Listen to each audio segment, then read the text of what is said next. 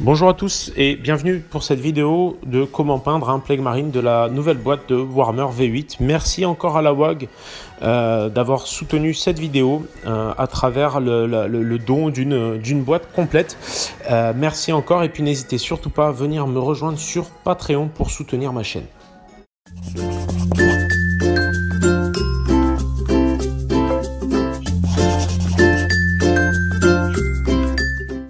Cette figurine a reçu une couche de primeur Army Green, du Thermat au niveau de tout ce qui est marron et du Weapon bronze pour tout ce qui est en bronze. Donc je vais attaquer tout de suite en fait à l'aéro. Comme d'habitude, je fais buller mon aéro. Vous pourrez voir d'autres vidéos qui expliquent un peu les rudiments au niveau, la base au niveau des aéros. Là, je fais buller ma couleur flèche 2 de sorte à ce qu'elle soit bien diluée dans mon aéro et bien mélangée. Je teste sur ma main et ensuite j'attaque tout simplement sur la figurine. Donc là, comme vous le voyez, je vais poser mes lumières au niveau des tissus pour que les lumières ressortent suffisamment.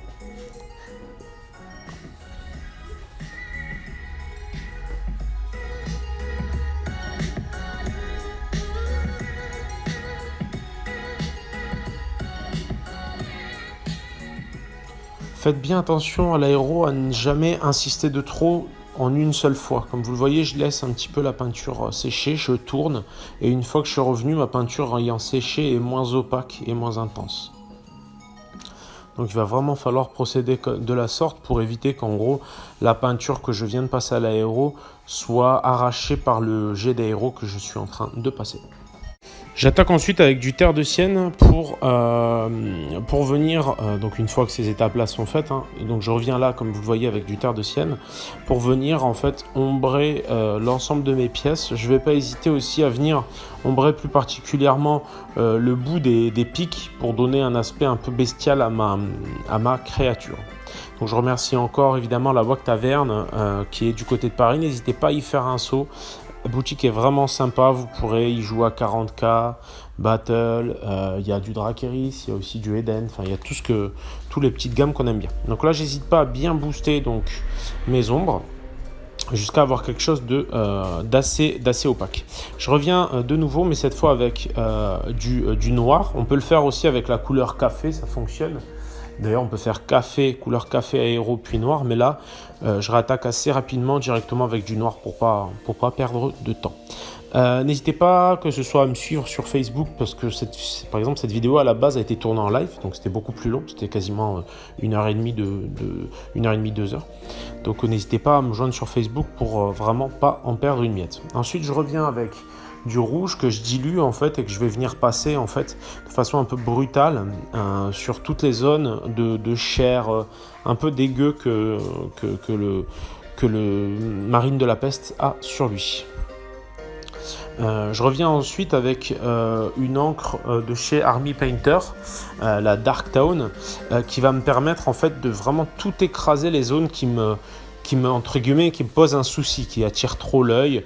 Par exemple, vous voyez, je passe sur le bord des pieds, sur les intersections qui sont un peu entre la tête et les épaules, par exemple, ou encore, comme vous le voyez là, sur le métal, pour vraiment l'écraser. Ça va me permettre de vraiment dégager certaines zones et préserver d'autres zones sur lesquelles je vais plutôt orienter ma lumière. Donc là, vous le voyez, je viens aussi sur l'arrière du backpack, comme vous voyez là, pour vraiment dégager ces zones-là.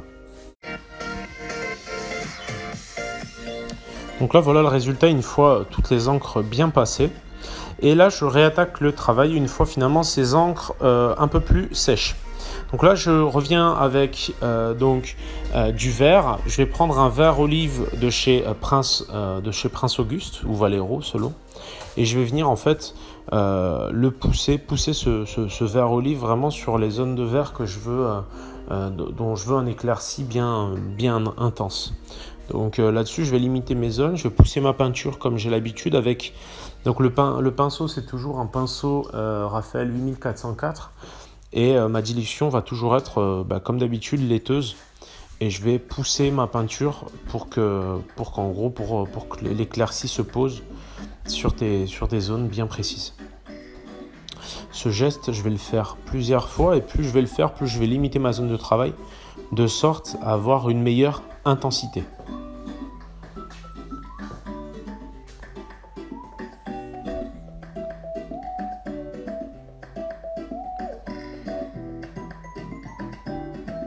Donc là, comme vous le voyez, j'hésite pas à vraiment insister, à refaire un petit peu aussi mes transitions avec mon verre d'origine, qui est un verre Army Painter, qui est de l'Army Green, et je pourrais faire comme ça mes transitions facilement. Donc ensuite, je vais continuer tranquillement donc, à éclaircir, toujours avec ce même verre, pour vraiment avoir des couleurs boostées.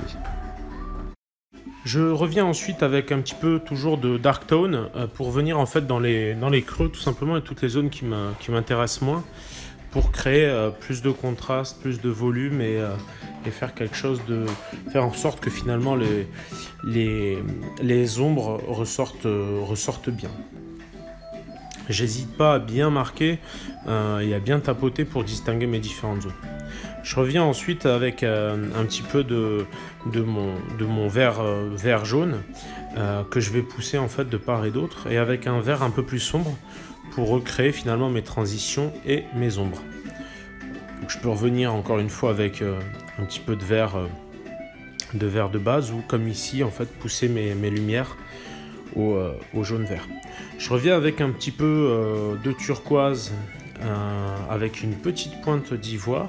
Donc c'est un turquoise Procolor pour venir faire les ailes de l'espèce de mouche dans une couleur bien claire, de sorte à ce qu'elle se détache de l'espèce de corne qui dépasse. Une fois ces étapes faites, je reviens avec un petit peu de noir. Je pourrais aussi revenir avec du bleu marine foncé, mais on essaye ici d'avoir un résultat rapide et efficace. Aussi, j'hésite pas à venir bien démarquer directement au noir pour distinguer mes différentes zones. C'est une étape qui peut paraître un peu fastidieuse, mais qui va être super importante pour avoir un résultat propre et correct. Une fois cette étape faite, je reviens avec un petit peu de turquoise sur ma mouche, mélangé à du noir, sachant que je vais repasser ensuite avec du noir carrément pour vraiment faire décrocher les ailes très claires et l'aspect très, très sombre de la mouche. Ici, je reviens avec toujours, cette fois c'est juste avant, je revenais avec du bleu marine foncé pour rehausser, et là je reviens avec une petite pointe de blanc dans mon verre, de sorte à vraiment rebooster et remettre les derniers petits points de lumière qui vont me permettre d'avoir une bonne intensité, quelque chose de vivant et de sympa. Donc comme vous le voyez, après c'est une question de répétition, de pose de points de lumière, donc voilà, faut pas hésiter à bien marquer cet aspect-là.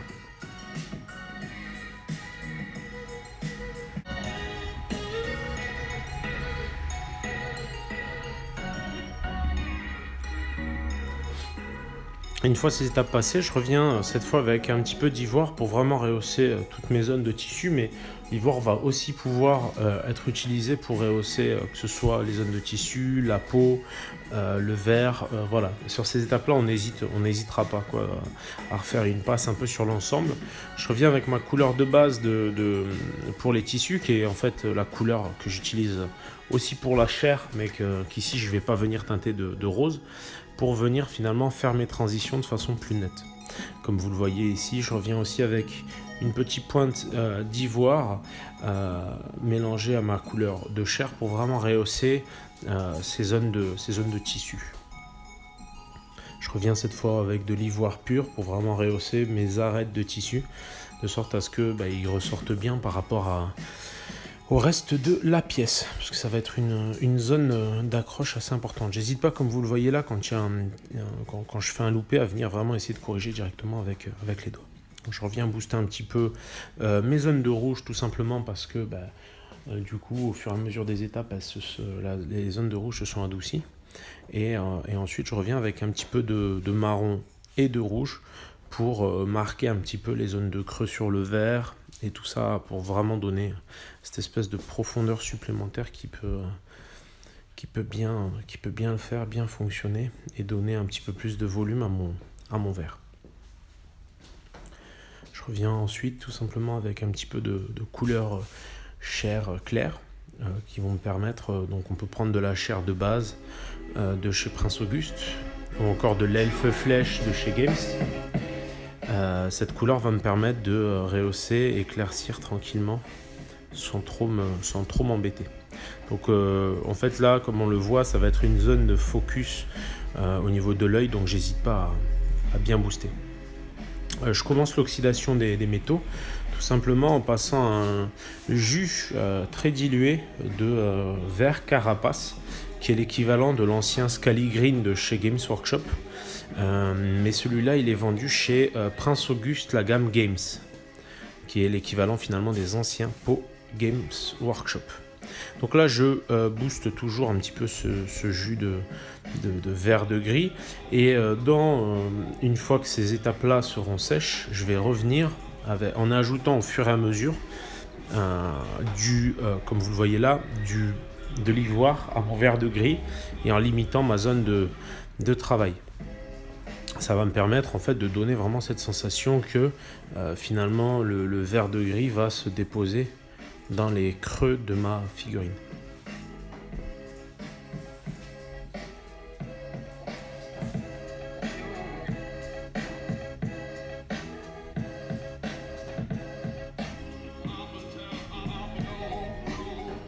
Donc là vous voyez à peu près les étapes où j'en suis. Je reviens tranquillement, je vais revenir booster mes points de lumière au niveau de la peau par exemple avec de l'ivoire pur, bien sûr légèrement dilué dans des proportions toujours un peu identiques, à savoir dans une consistance laiteuse, pour venir tapoter et marquer de plus en plus les points de lumière les plus intenses.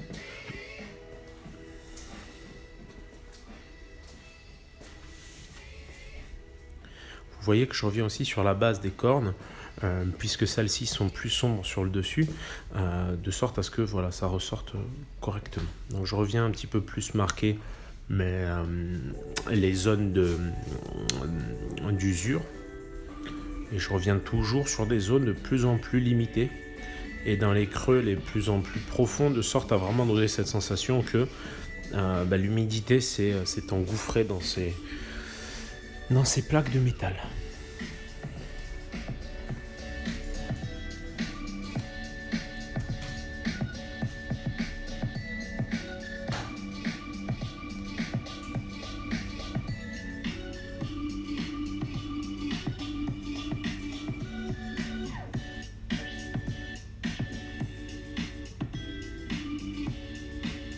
J'hésite pas ensuite avec un petit peu d'ivoire à venir et à continuer à rehausser ces arêtes, ces zones de lumière, les tissus pour bien décrocher le reste, de sorte à ce que ça ressorte au mieux. N'hésitez surtout pas du coup à aller à la Wag Taverne pour voir cette figurine et les autres, parce que je compte bien finir la boîte un jour. Donc l'idée c'est vous allez pouvoir voir au fur et à mesure les figurines dans la vitrine de la Wag sur Paris. Donc là je reviens encore déposer encore un peu plus d'ivoire, donc c'est toujours un petit peu les points un peu récurrents. Je reviens aussi un peu avec un petit peu de marron rouge pour refaire mes jointures entre la base de ma corne blanche et le bout de ma corne noire, pour qu'il y ait une transition la plus juste possible.